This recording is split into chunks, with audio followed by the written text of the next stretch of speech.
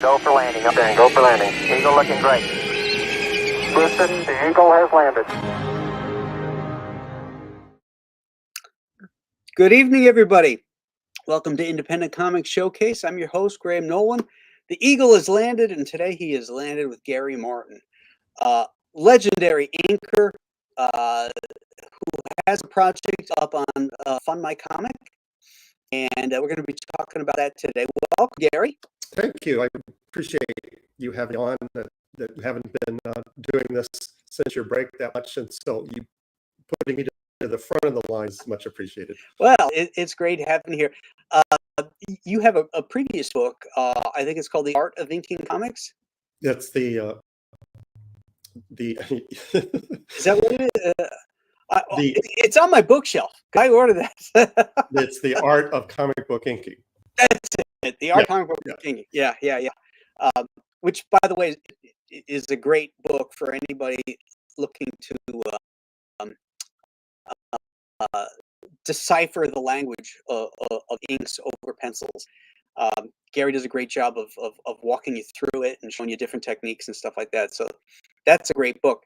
But this one here that he has up on Fund My Comic? Yeah, Yes. fundmycomic.com showcases his skills as an inker. And we're going to go through some of the images that are in this book. Why don't you tell us a little bit about this campaign, Gary? What got you going on it? Why now? And why should people want to buy this book?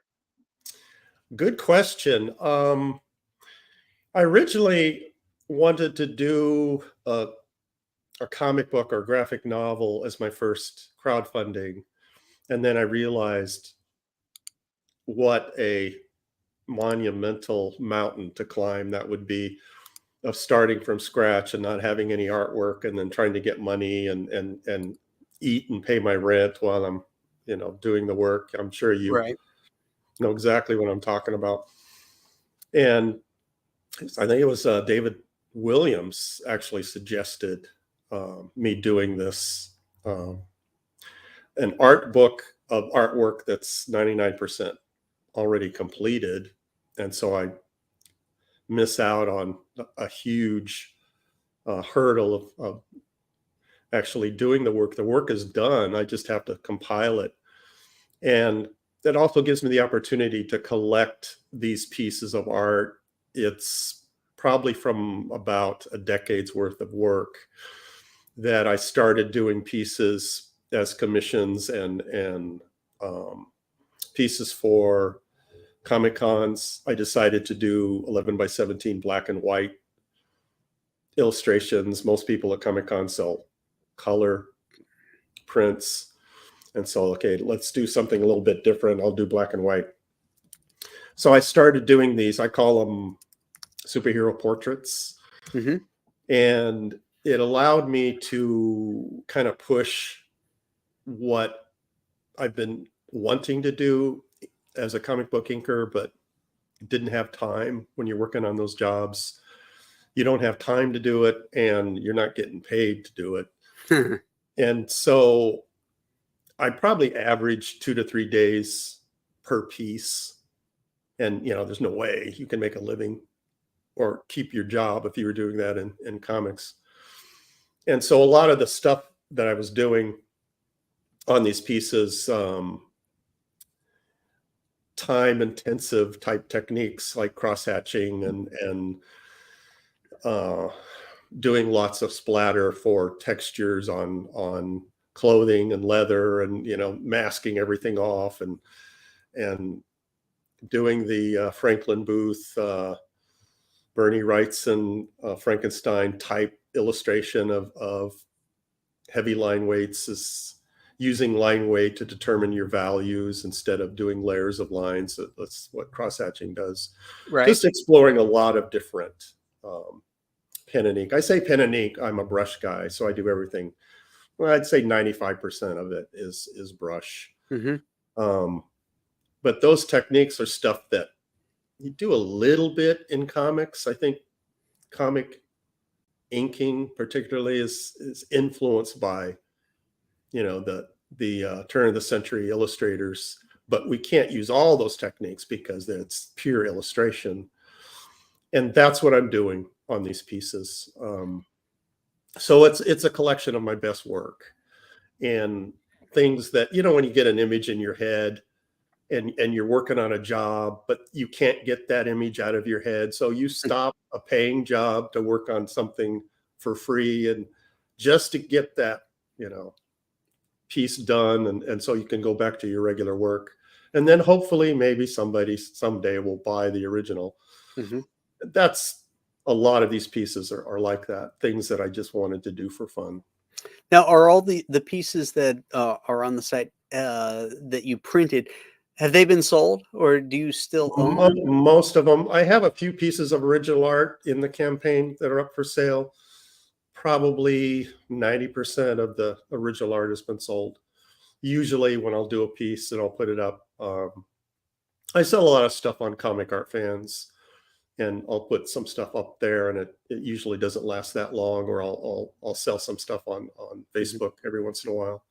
But I think I have a few pieces on the campaign that are up for sale that'll be in the book, and then a couple others that I'm working on that will go in the book that I haven't shown yet, and then that'll be it. And the page count, I think in the description on the campaign it says 112, but it's at least 120 at this point. Oh, nice! Because I keep adding to it, and it'll be 8.5 by 11, all black and white, and each illustration will be full page. I'm not going to cram several drawings on a page. And so you that can will really be, look at all the line work. Exactly. Yeah. North of 100 illustrations in this book. Wow. Speaking of illustrations, the one over your left shoulder looks very familiar to me. Yeah, I wanted to show that. That is David Williams, inked by Gary. Yeah, this was the Volsung story that David Williams was going to draw in your Two-Fisted Manly Tales, but he had some family health issues and he had to bail out, and so I was able to ink this page. Yeah, and David's family is doing well. I won't go into it, but things are going well, so that turned out okay. Yeah. So this was a lot of fun, and David drawing Vikings, I thought, oh, that'll be cool. Yeah. Eventually, Chuck Dixon wrote the story, and Bart Sears ended up illustrating that particular story, which was perfect because that's like right in Bart's wheelhouse. So, but I would have, given my left arm to see a David Williams version of it, because me too. I'm a huge fan of David's work.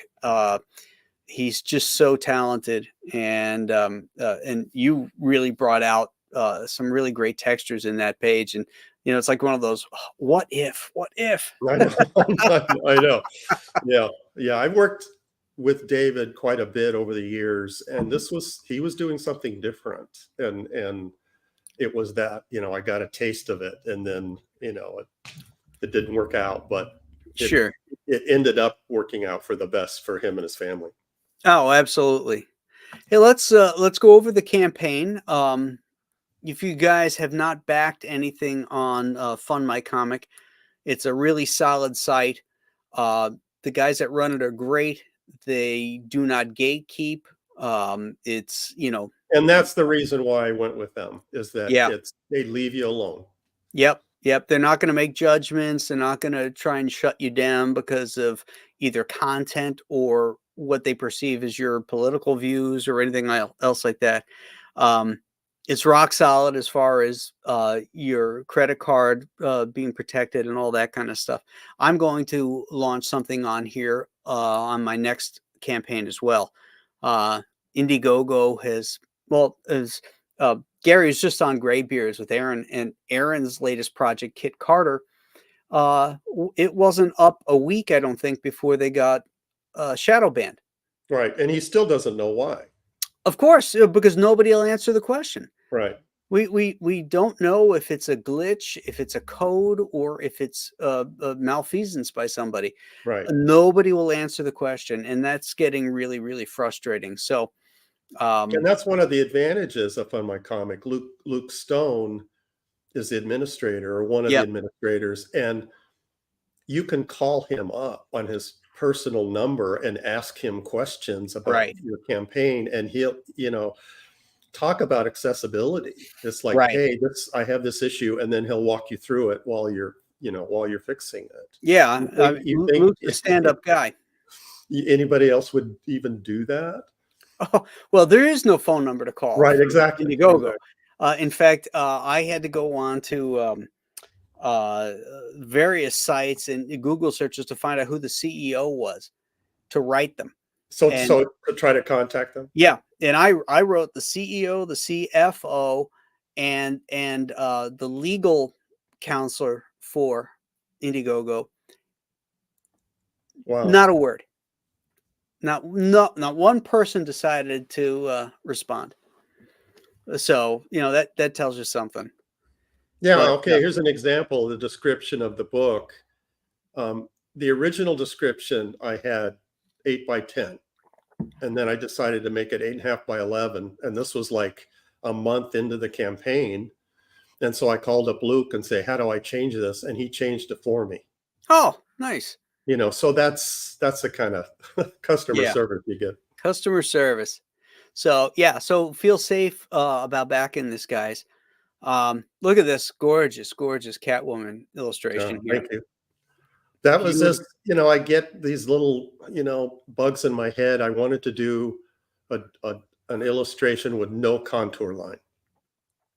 I'm all about contour lines. Contour lines in comics are essential. And I thought, okay, let's see that Steranko thing, Right. with Chandler, where he did all those illustrations Yep. using the background to define the form. And so that's what I was doing here. Right. And then you're just using cross-hatching gray tones to enhance various other subtle forms. Right.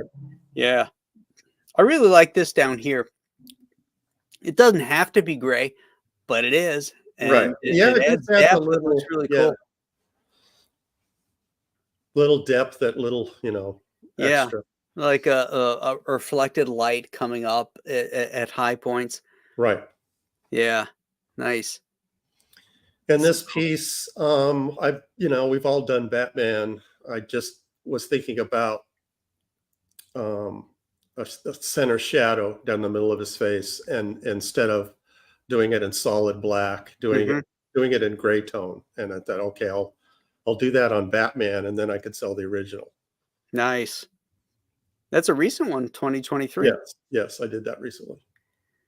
And if you notice to the right, one of the add-ons was my inking book, and Oh, it's out of print, and I had about 8 copies left, and so I put them up on the campaign, and they sold out on the first day. nice.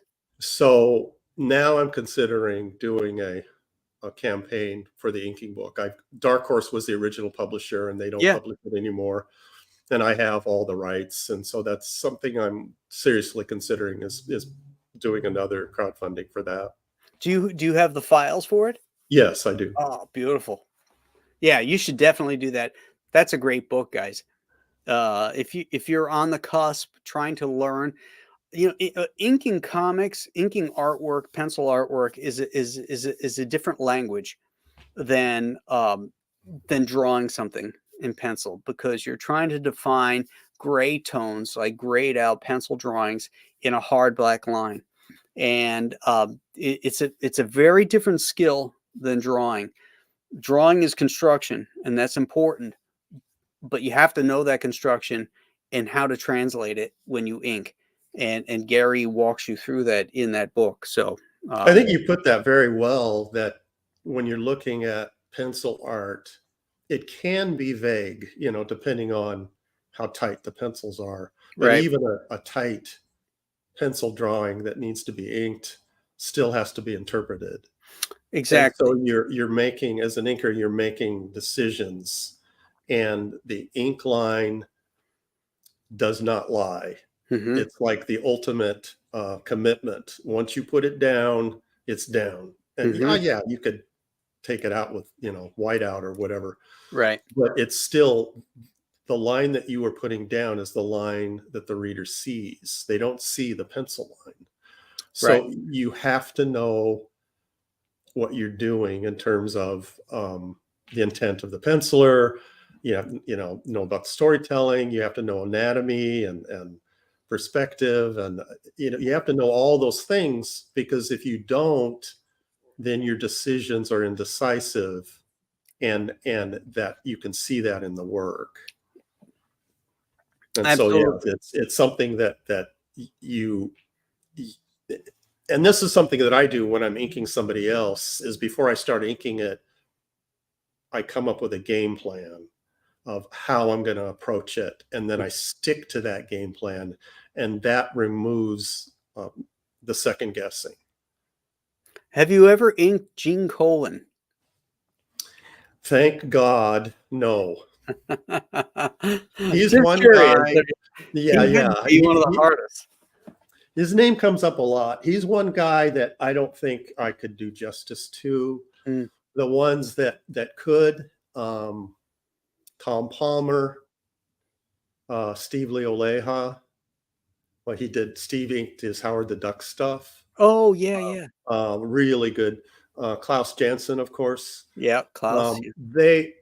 Gene Colan used a lot of subtle gray tones Mm-hmm. in his work. And those guys knew how to interpret those gray tones into black lines. Yeah. And I think that's why they were so successful. Did you ever see that story where Romita inked Colan? No. Oh my God. I want a whole book of this. It was so awesome. I don't think I've seen Romita's inks over Gene Colan. Yeah. Yeah, that would be interesting. I'm going to see if I can find some of that, because it was really, really amazing stuff. Really, really. You had the sharpness of Romita, but you had the wonderful the camera angles and stuff of Colan. Really great.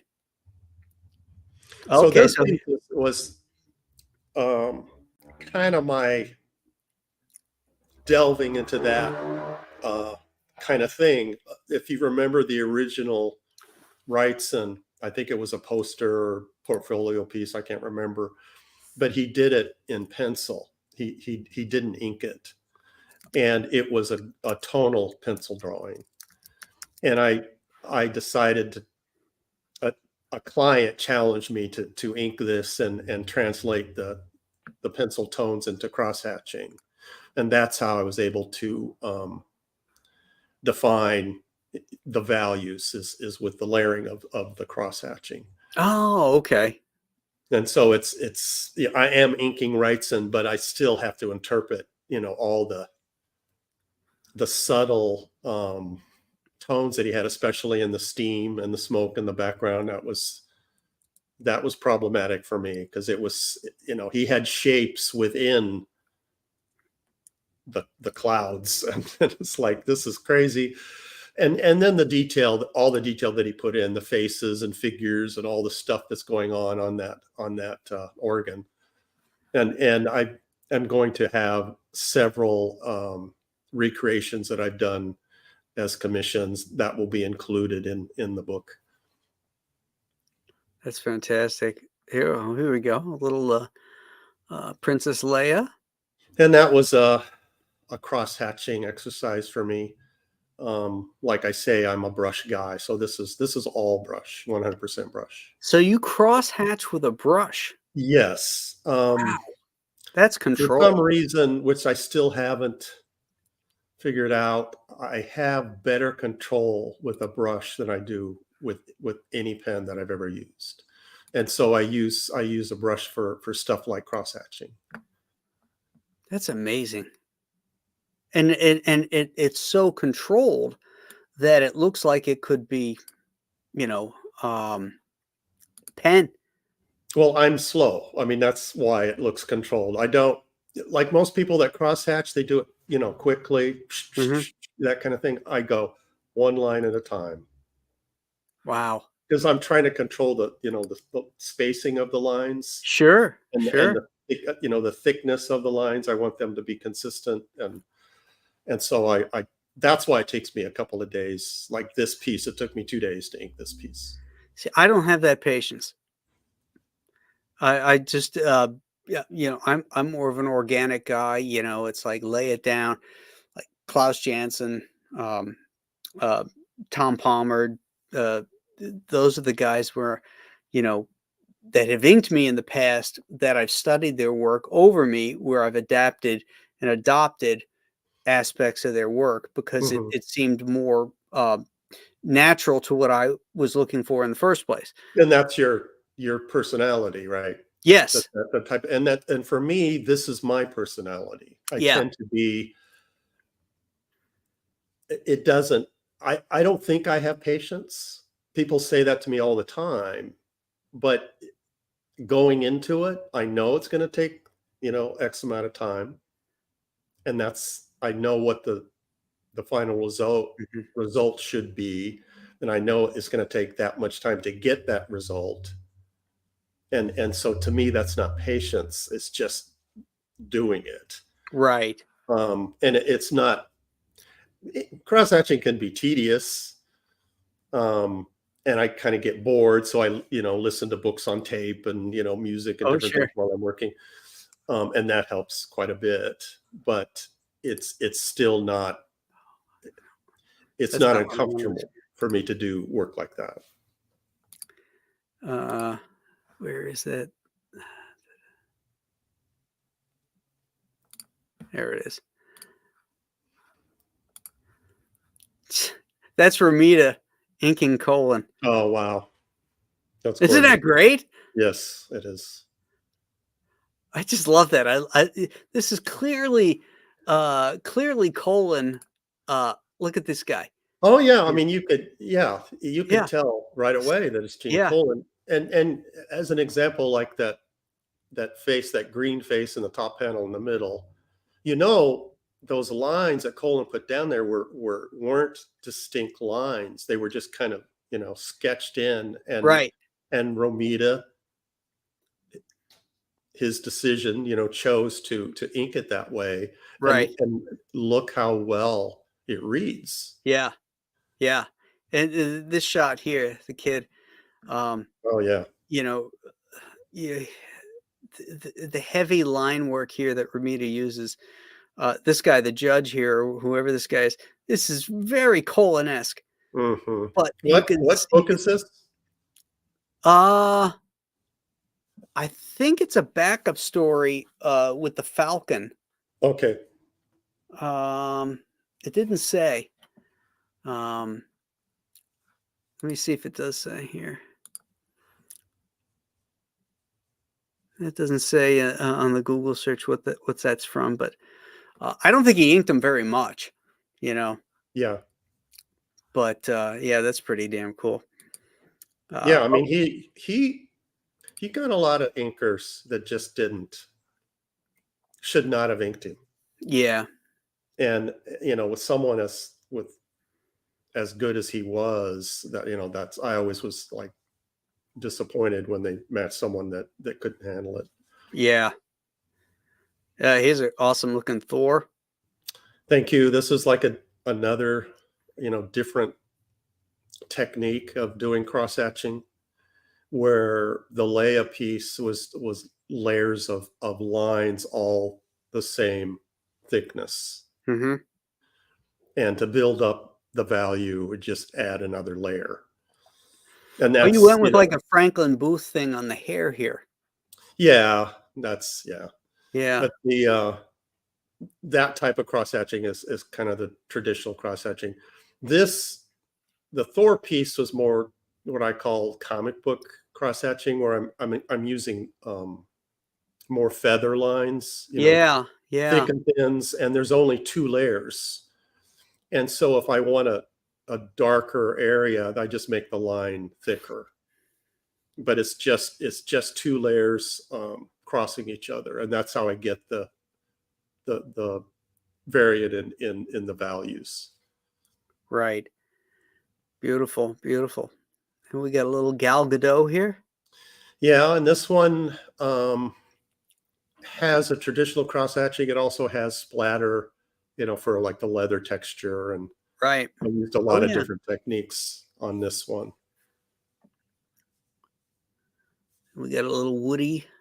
And that's one of my recreations where I'm trying to mimic what Wood did here, not try to add my stuff to it. Right. And there'll be like a section in the book that'll have different recreations of Kirby and Al Williamson, Wrightson, who else? Dave Stevens, a bunch. And then on the right, there's a column of original art that I have for sale. And all these pieces, the original art will also be in the book. Oh, beautiful. Yeah, so you guys can get some original art here from Gary. And then I also have print sets, this kind of stuff that I sell at conventions. And so that's an add-on. It's like a set of, what is it? I forget, 10 prints. What's it say? Here it is. Print set. Yeah, they're 11 by 17, and they're a set of 10 prints. Nice. And there's two groups to choose from. Very nice. Very nice. Now, this campaign ended its live aspect just as we went live, but it's still available to back via Fund My Comic. It's sort of like their version of In Demand on Indiegogo. So, if when you go to the site, you should be able to still, pick out these various perk levels and stuff like that and back Gary's book. And it won't be in that mode very long, because now I'm going to start finishing up the couple of pieces of artwork that I have that will go in it. I'm working on a double page spread recreation. Oh, look at that. We got you about $200, $300. Oh, excellent. Look at that. I am beautiful. I am $28 away from 7,000. That's like one more backer. We'll put it over to the 7,000 Let's mark. do it, guys. Let's not leave Gary hanging. Let's get him over to that 7,000 mark. He's one of us. He's a good guy.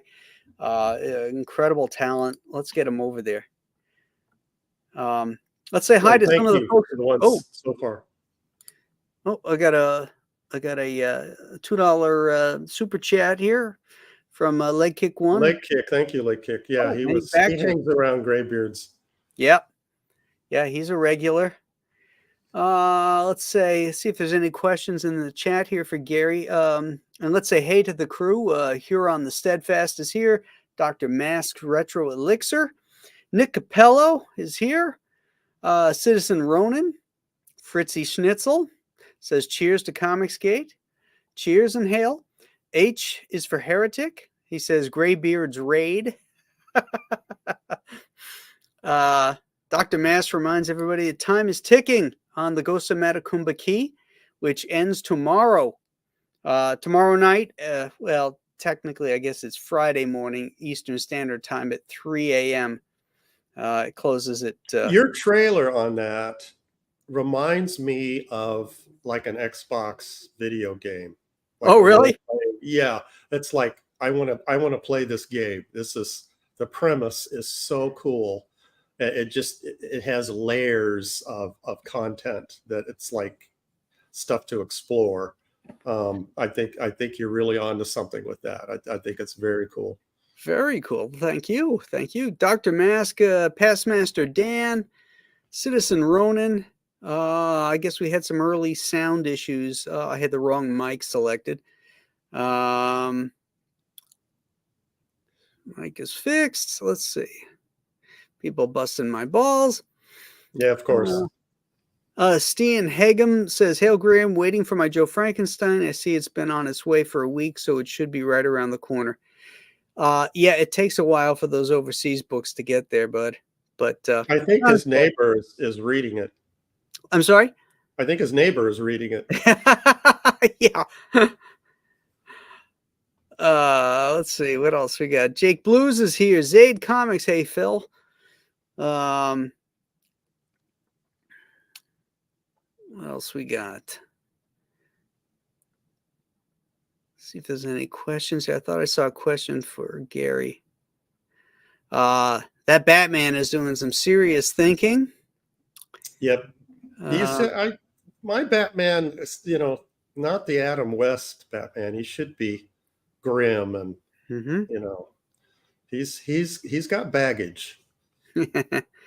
Henry Jeremick wants to know, Graham, Gary, who are some of your favorite inkers? Austin, Palmer. Well, you're naming them. I mean, come on. Yeah, I mean, you're naming them here. Yeah, you can't go wrong with most of them. That's for sure.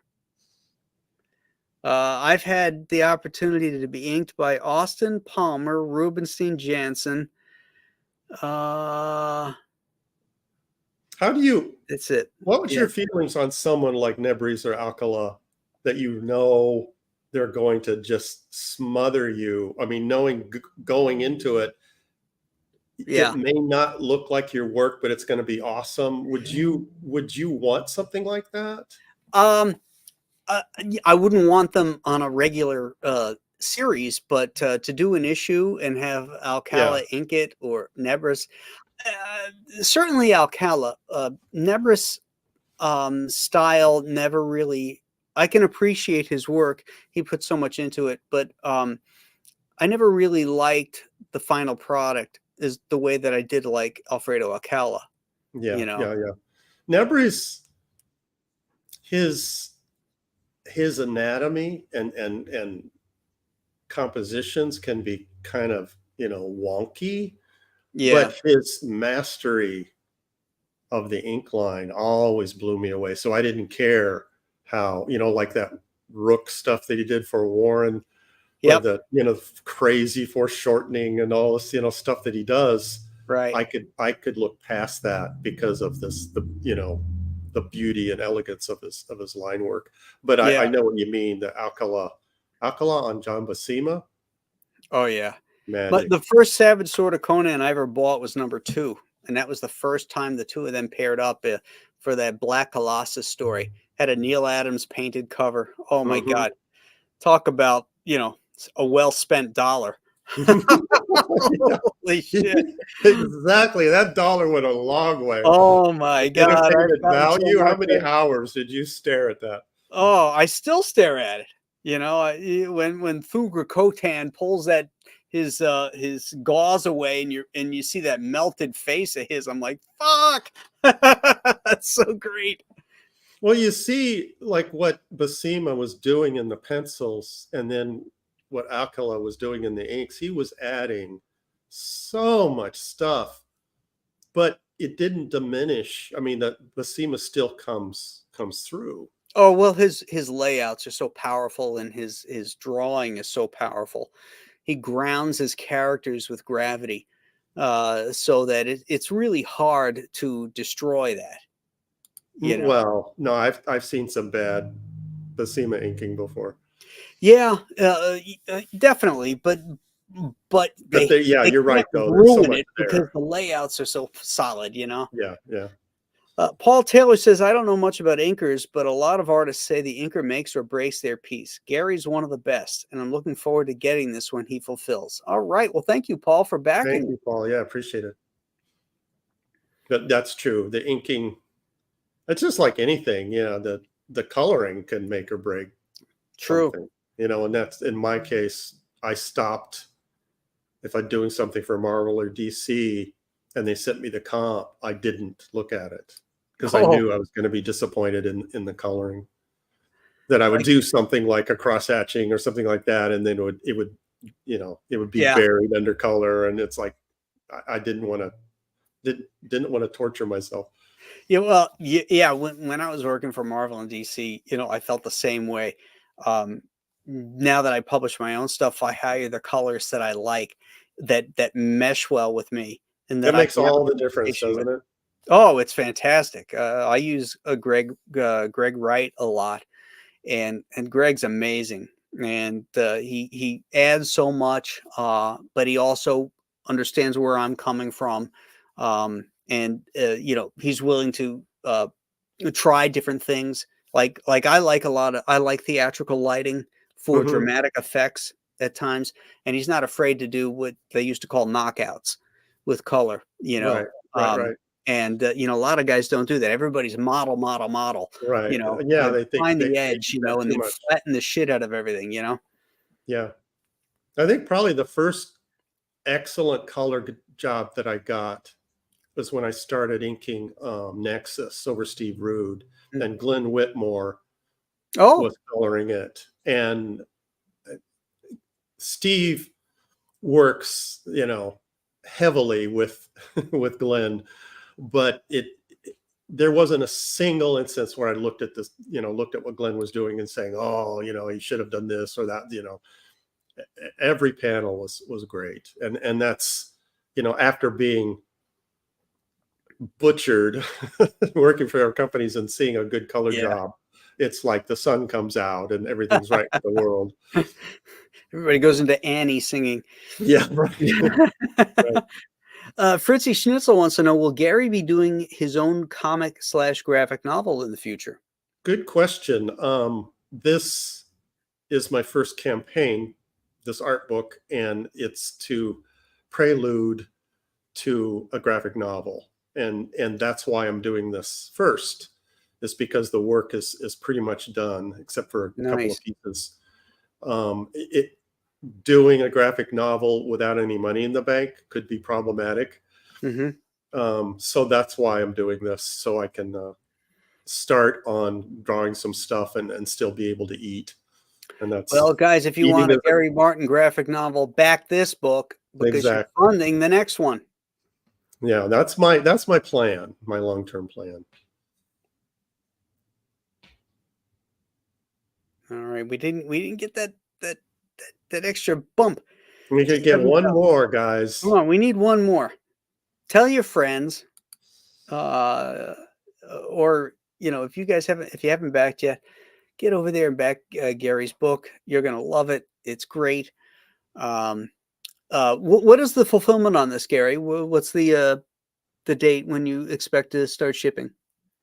Well, like I say, I still have to assemble it and go Mhm. to the printer. I don't know how long the printing will take, especially, toward the end of the year, because this is my first campaign. But like I said, I don't have that much more to do on it. Mhm. Um, like I say, I just have, I think I keep adding pieces. I'm kind of being vague. I keep adding artwork to it. And I have two that I want to do. One's a double page spread, and I'm almost halfway done with that. And then I have a Jack Davis recreation that I want to do. Ooh, I love Jack Oh Davis's yeah, yeah, inking. yeah. So do I. God, his Yeah, inking is so great. exact. Yeah, I know. And this one is like it was an album cover that it had a bunch of Universal monsters on it. All the Oh, I know the one. Yeah, and I saw that image years ago, but it was a low res image. And just recently I found a high res image, so I'll be able to see all the detail to do the recreation. Nice. And so when I finish these two pieces, then I'll assemble it and get it proofread and send it off to the printer. So however long that takes to do that. So it's not like I have to, have it colored and, all that, because it's all black and white. So it Right. shouldn't only be, a couple of months, unless I'm not, I'm missing something. It shouldn't take that long. Right. Yeah, I mean, depending on your printer, once the files are to them, it could be in a couple days. Not a couple days, a couple weeks. Okay. Yeah, depending on the printer. But sometimes it can be a month. You know, but yeah. So I think it's pretty evident that by early beginning of next year, this will be fulfilling. So Yeah. Yeah. awesome. Well, great, Gary. Thank you so much for coming on and sharing your campaign with us and your amazing inking talent. I wish you the best on this, and guys, back this. Um, Gary's one of us, so support the team. Yeah, I appreciate it, Graham, for having me, and everybody in the chat, and I recognize a lot of you from Graybeards following me over here. Without you guys, we would not be doing this, and I don't think you hear that enough. It's something that I think we can take for granted, but I really appreciate. I mean, just being here watching Graham's show, but also backing our campaigns. I can't say enough about it. So thank you. Yeah, these guys are the best. And tomorrow is the ending of the Ghost of Matacumba Key. So we're going to be doing a closeout party on Ethan's channel around 7 o'clock tomorrow night, Eastern Standard Time. And the plan is to go all the way to 3 a.m. and close that sucker out. Wow. We're very close to 200K. We're at 192 and change, something like that, close to 193. So this is definitely within range. Yeah, put it on the top. Let's put a feather in the CG cap here and put another campaign and show Marvel and DC that we don't need them. That great comics are being produced by independents. And that's the thing that another thing that's not talked about a lot, and we mentioned page rates and that kind of thing. There's no way I could do this type of work working for Marvel or DC. Absolutely no way. And boom, crowdfunding, there it is. There it is. Thank you guys. Wow, thank you. Crowdfunding has allowed us to do this kind of work, and this level of work is what I want to do in my graphic novel. I want it to be like every page to blow the reader away.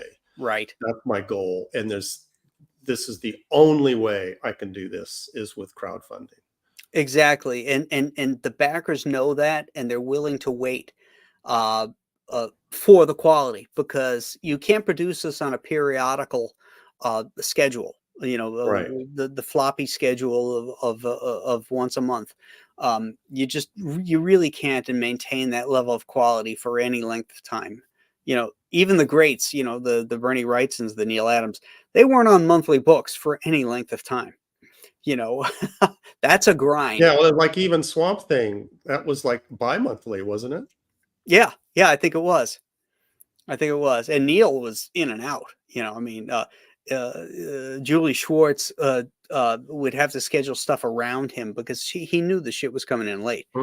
But we don't remember it being late. We just remember how cool it looked. Right, exactly. And that's what we're doing in crowdfunding, is telling great stories, putting the time in and for the artwork and everything else to produce really quality comics. That are right on par, I think, with the European styles. So.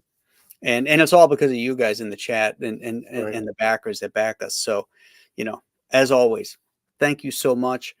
Thank you for watching the show. Thank you for supporting Gary and pushing him over to 7,000. We'll see you guys tomorrow night on Ethan's channel as we close out Ghosts. And until then, you guys have a great evening. Thanks, Bye-bye. everybody.